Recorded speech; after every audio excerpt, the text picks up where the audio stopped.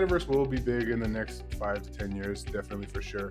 I'm most bullish on probably decentralized finance, just because it has one of the best use cases as far as something that can bring value to the world as a whole. Welcome, everyone, to another episode of StockPulse.com's Inside the Markets. We are more than honored to be sitting down today with Jordan Finneseth, markets writer at Cointelegraph. Thank you so much, Jordan, for joining us today. My pleasure to be here. So, I'm curious, what are you seeing in particularly the Bitcoin market right now? I've Things seem a little uncertain. It seems like fear is driving the market a little bit more than in recent months, perhaps for the last great many months, I guess. On a shorter term scale, we can say like since summer of 2021, things haven't looked this fearful. And then there was a kind of more of a macro trend here post COVID, as Bitcoin was one of the first commodities in the world to really rebound thereafter and also like do quite well. So this summer, in the scheme of things, wasn't necessarily um, like Bitcoin obituary status. However, now we're looking here and I see fear kind of creeping up again. What are you seeing in the Bitcoin market, particularly right now? Well, it helps to kind of take a step back and just look at where Bitcoin came throughout the whole year. For most people, don't realize back at the end of 2020 and into 2021, Bitcoin was just getting over its old all-time high, close to breaking like 20,000. So just in the span of this year, we've increased from 20,000 up to over 60,000, set a new all-time high, and then we pulled back. And we're kind of witnessing the kind of consolidation pattern that Bitcoin is known for after big run-ups. And there's been a lot of hype and speculation that Bitcoin was going to reach $100,000 price point by the end of this year, and I think that was driving a lot of just the lofty goals that a lot of people had within the space. But that kind of got ahead of itself. And I always say, when everybody's saying the same thing, it's not going to happen. And that's kind of what happened here with Bitcoin. Obviously, we had a crash back down to like 42,000 on December 4th, I believe, and now it's popped back up and kind of trading below 50,000. And there are some pressures on it, but if you like zoom out and look at the whole market, there's strength in the altcoins. I think Bitcoin just got ahead of itself, and a lot of the focus has been on it with its ETFs and stuff. But the ETFs that have been released were futures-based ETFs, so there's still some regulatory pressures that some people are concerned about, and as far as Bitcoin goes. So I think just all these different factors together are putting pressure on it. The exchanges have been kind of allowing longs and shorts to get liquidated.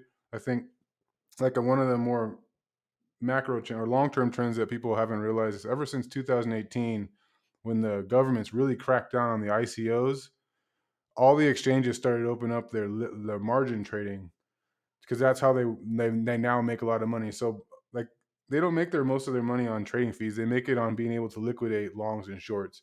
So we see that every periodically, whether it's like been in the doldrums, you'll see this spike up in Bitcoin, or when optimism and people are getting really really excited. When it starts going up, oftentimes you'll see a smackdown in the price just to kind of liquidate these longs, so you don't have so much over leverage on these trading platforms.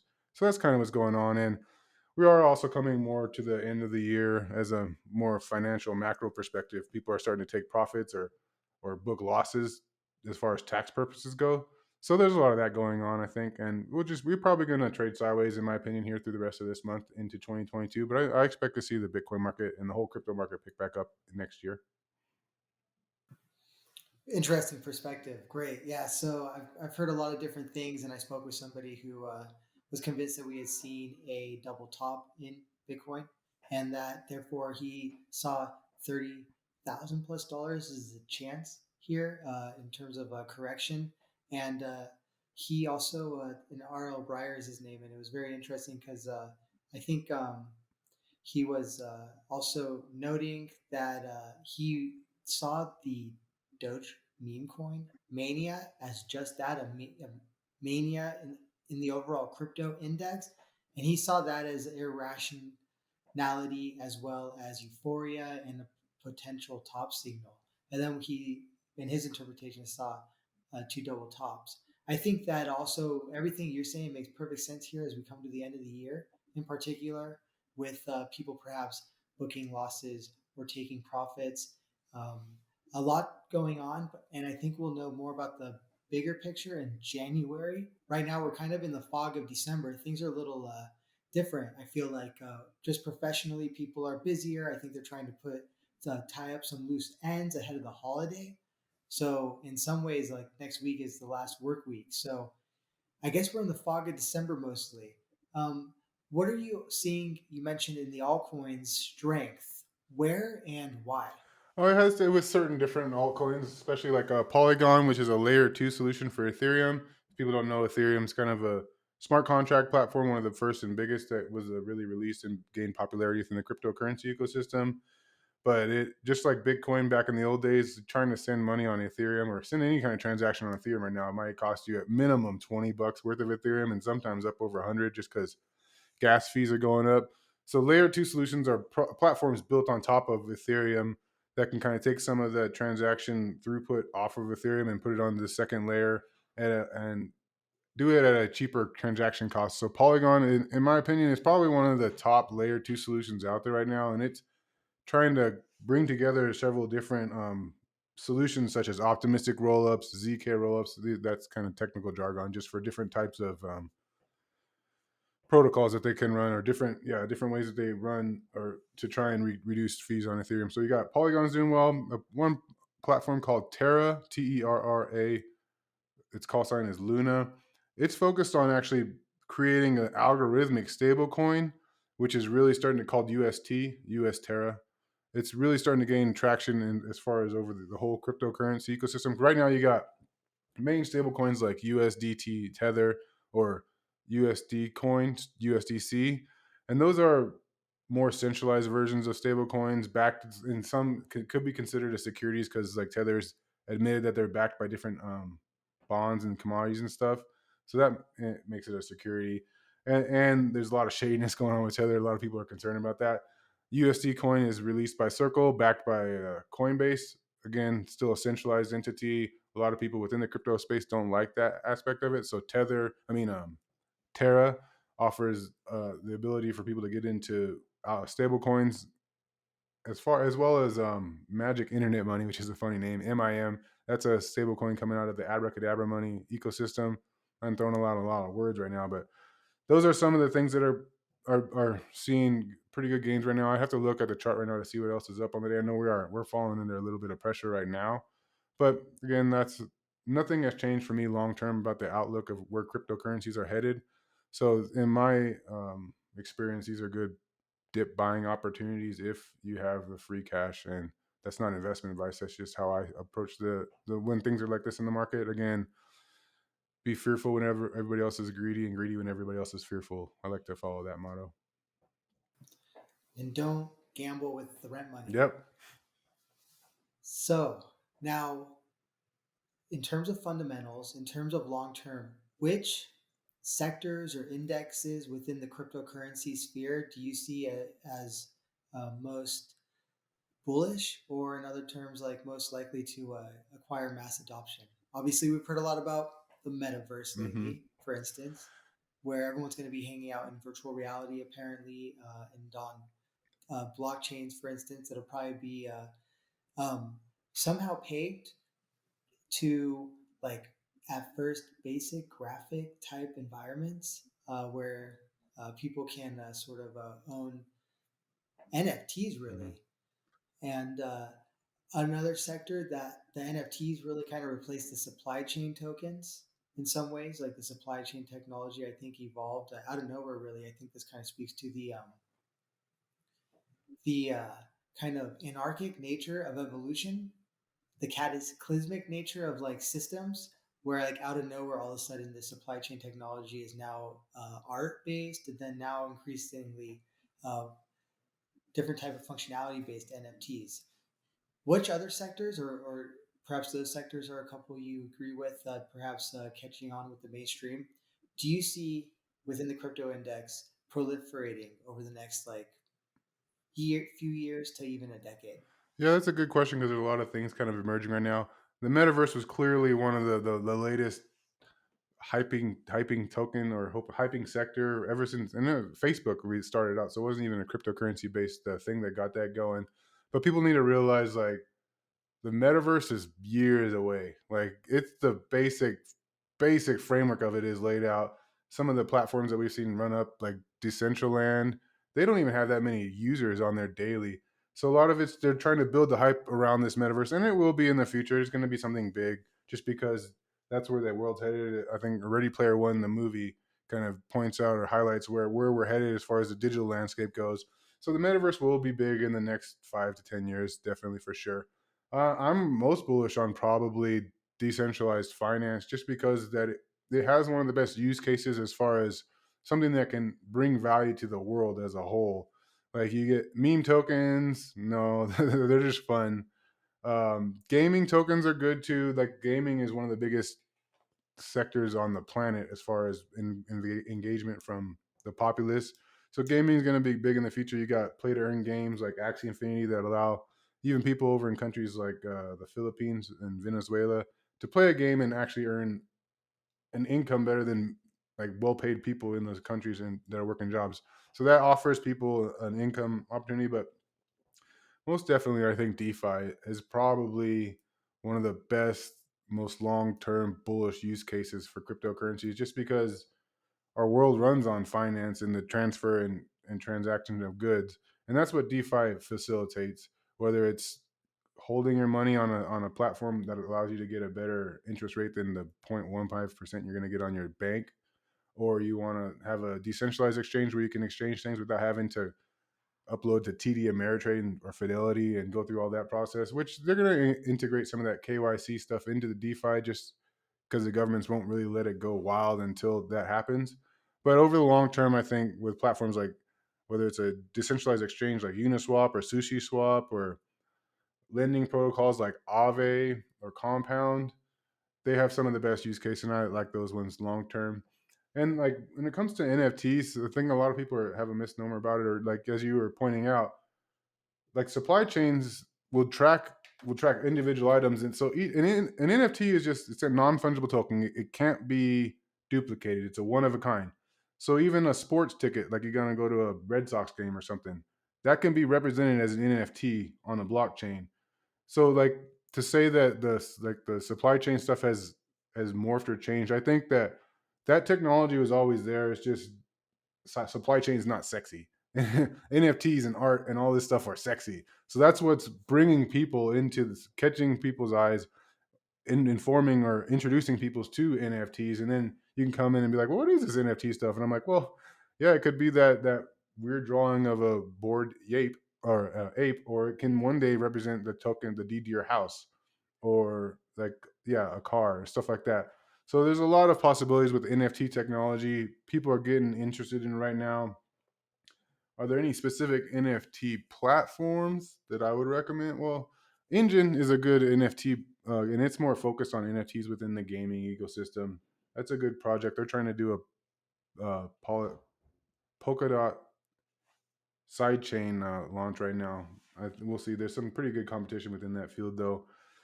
Yeah, there's lots of good platforms coming out there, and sites like OpenSea that sells a lot of NFTs for the cryptocurrency ecosystem. Though they might even eventually one day kind of release their own token and stuff like that, because there's a lot of billions of dollars that go are transacted within that platform. So that's a whole sector in itself. But yeah, NFTs will be big. DeFi for sure is going to be big in the future. Supply chain tokens are going to be big too. There's one called VeChain that people might want to check out because it's one of the bigger supply chains, and it's widely accepted in China. So it has there's a whole user base over there that can work with it. You got Origin Trail, which is available on Coinbase. That's another one. Track, I think TRAC is its call sign.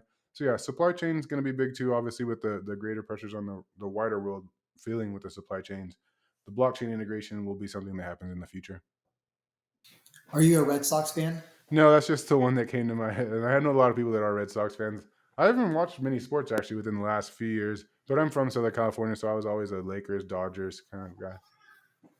On that topic, the Dodgers had the bobblehead, uh, digital Mhm. bobblehead NFT token giveaway. I want to say, was it as early as 2018 or something like that? And these things were going on eBay for like $75, but now they're no cheaper than Yep. $1,500. Limited idea, yeah. So And that's the other thing. Sports, like You got crypto.com renaming the Staples Center in LA to crypto.com Stadium. You got FTX, which is a popular exchange, renaming the Miami Heat. They're taking the naming rights for their stadium.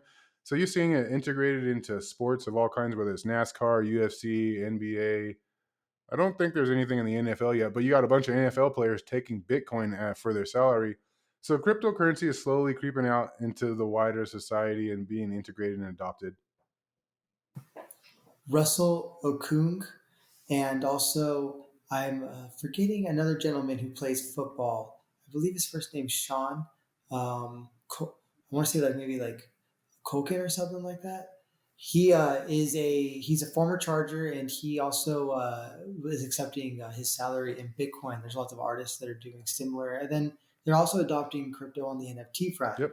Now, in terms of DeFi, so which sectors within the wider DeFi space do you view as growth sectors? And even more generally, like what is DeFi? DeFi is decentralized finance. So basically, it's take all the things you know about finance in the financial world already, and then put it into like a internet environment where there's no necessarily not any government looking right over you and observing every single thing and making you show your ID every time. It's that's basically what decentralized finance is. Instead of having your money put into a bank that might have specific branch locations and that's the only way you can really access it, decentralized finance is like a bank integrated into, or banking structure integrated right into the internet, where you can go up to you can open a browser, have an attachment or extension that's a wallet, and you can go and interact with a web. It's a web page like a Uniswap. What is it? Uniswap page. I don't know. QuickSwap is another one. QuickSwap.exchange. It's a Polygon based decentralized exchange.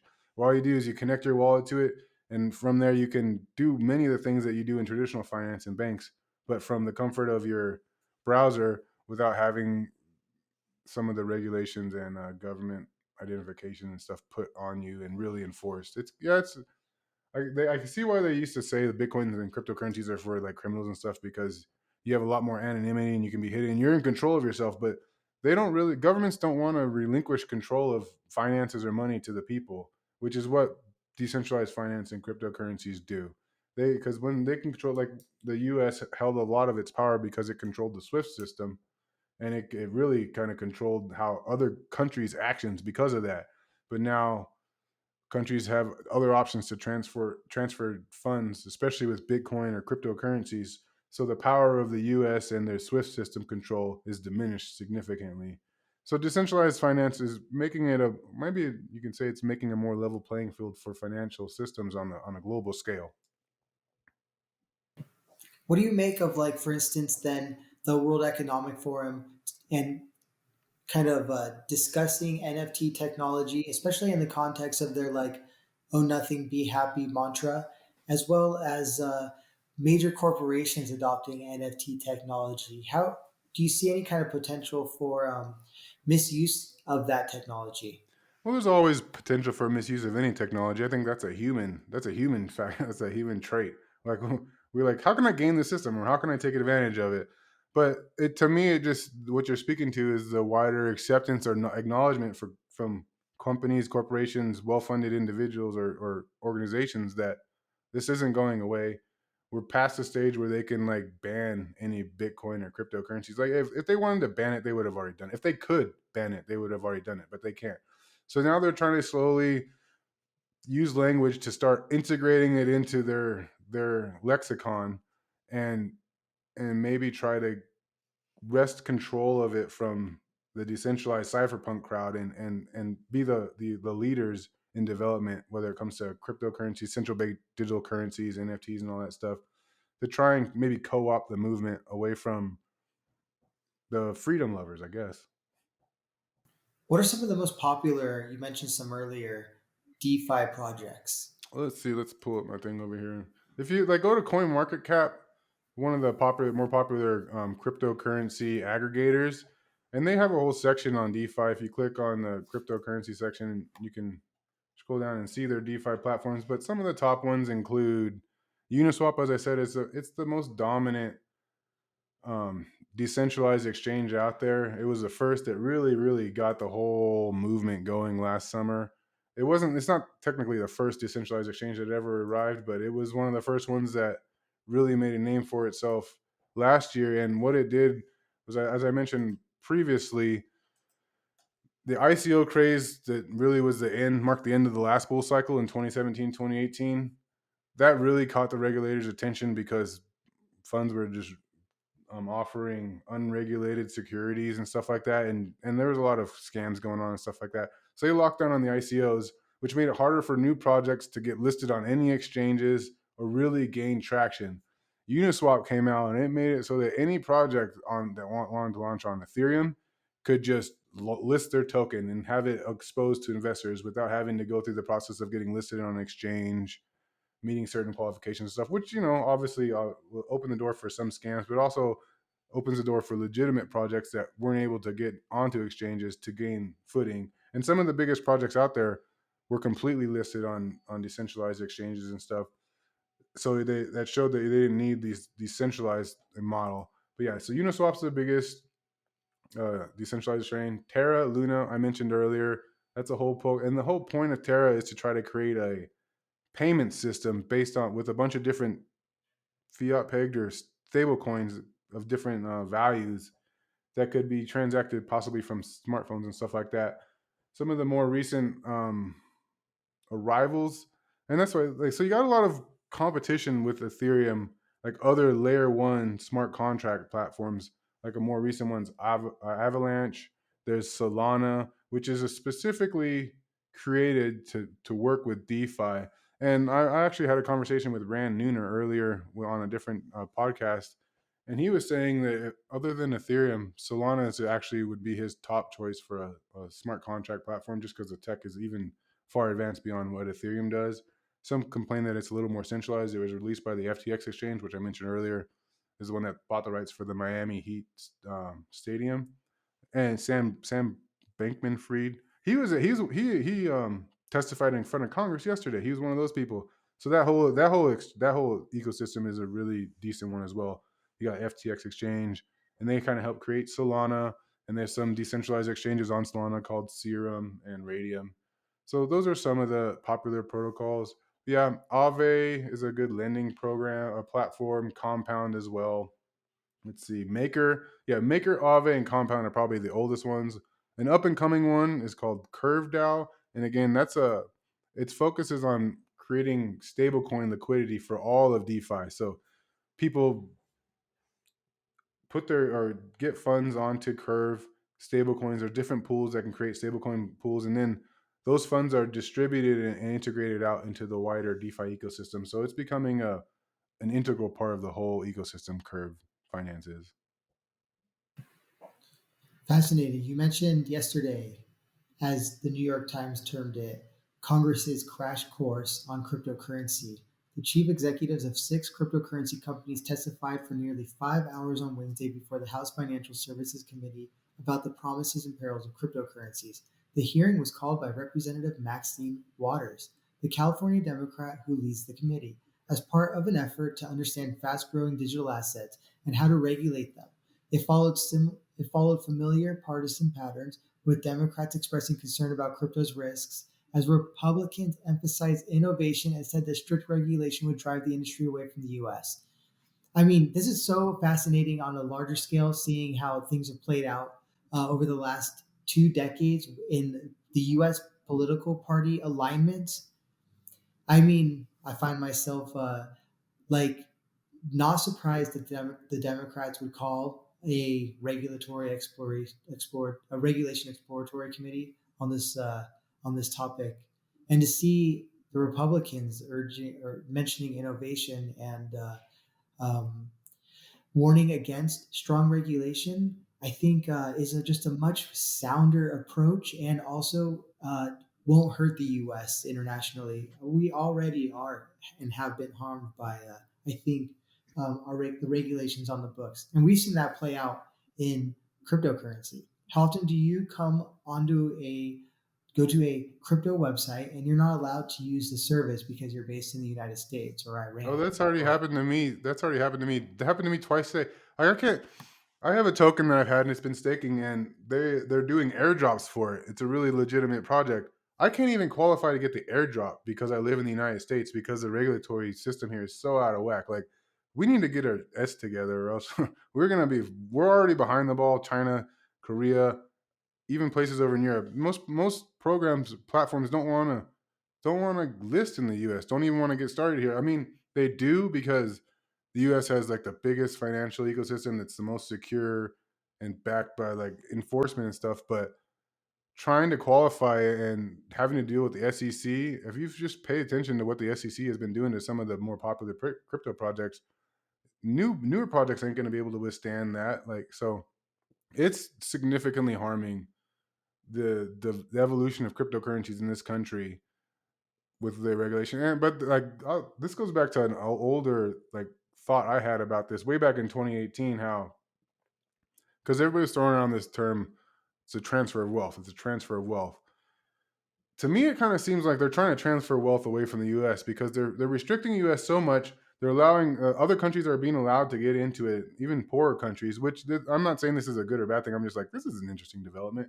So poorer countries are able to get in, kind of buy up some of the lower priced projects, and then they're going to open the flood doors for the U.S. and all this U.S. money is going to flood into the ecosystem and raise the prices of all these tokens that people in other countries have already built or already bought, transferring the wealth of the U.S. out around the world.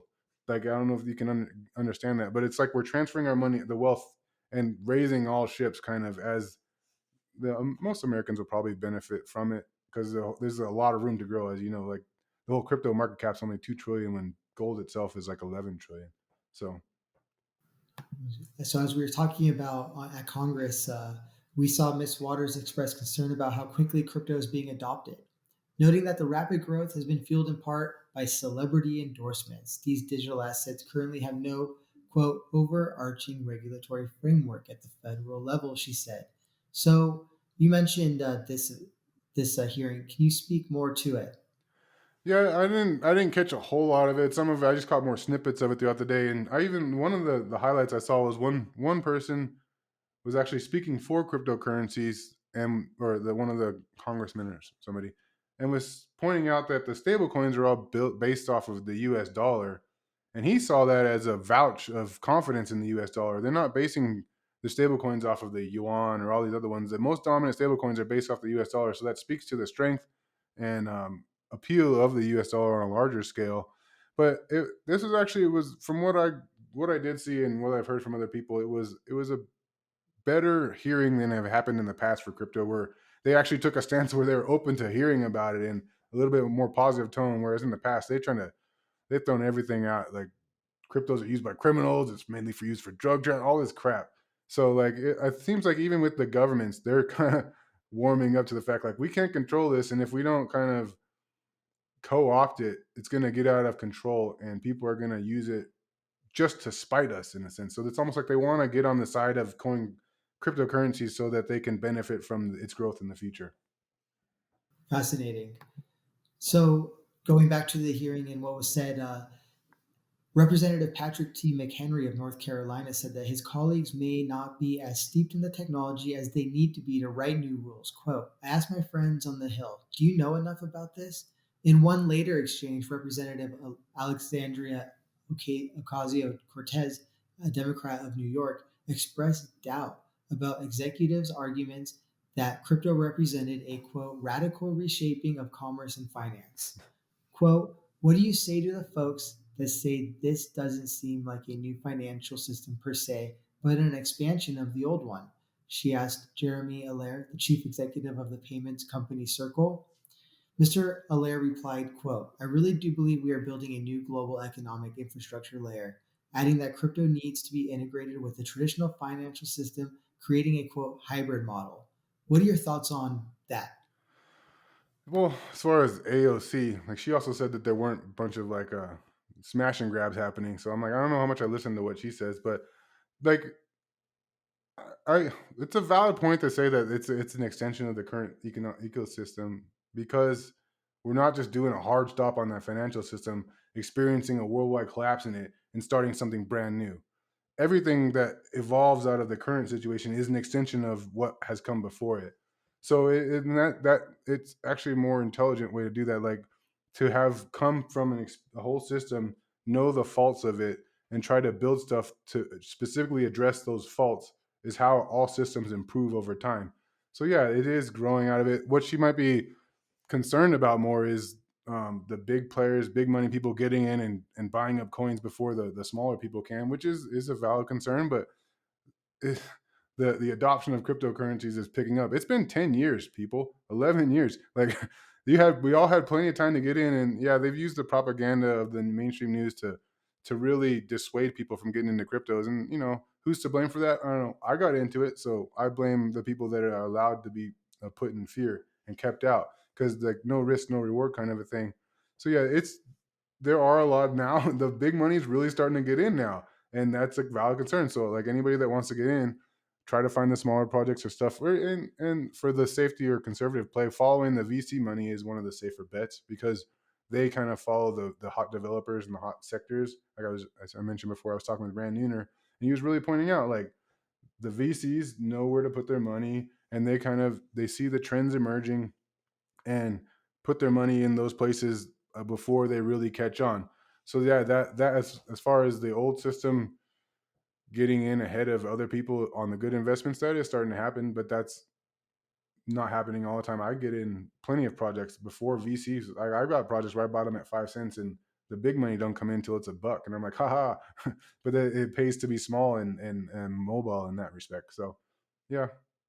Fascinating. Do you have any comments on the implications of the smash and grabs on retail businesses, particularly small retail businesses or even commercial property? Man, they've been hit hard from the beginning of COVID, from getting shut down, and now this smash and grab and all this stuff.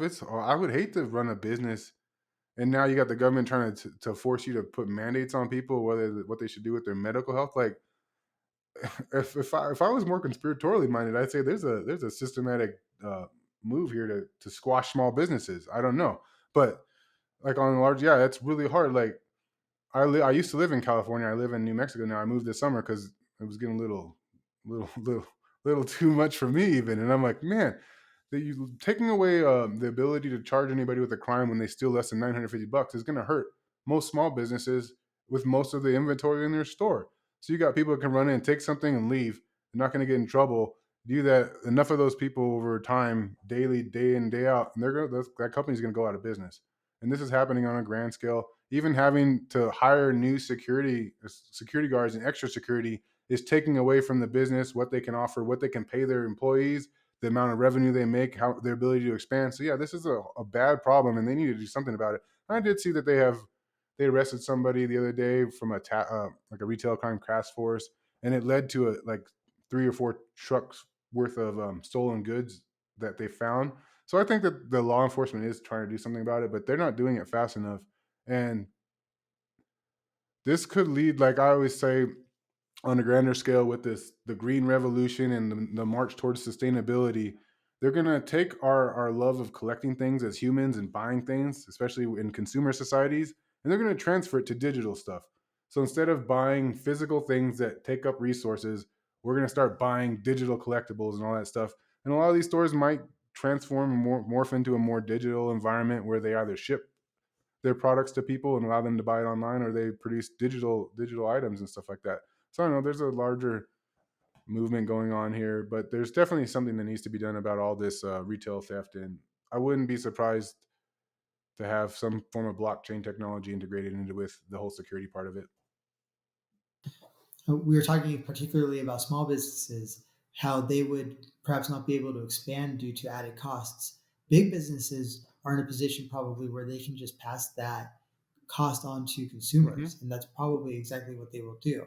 So, now, kind of in conclusion, I wanted to touch a little bit on the digital trend. Now, you mentioned this digital trend. It seems to be clearly happening, and so there's certainly going to be opportunities, whether or not you like it or not. So, metaverse comes into mind.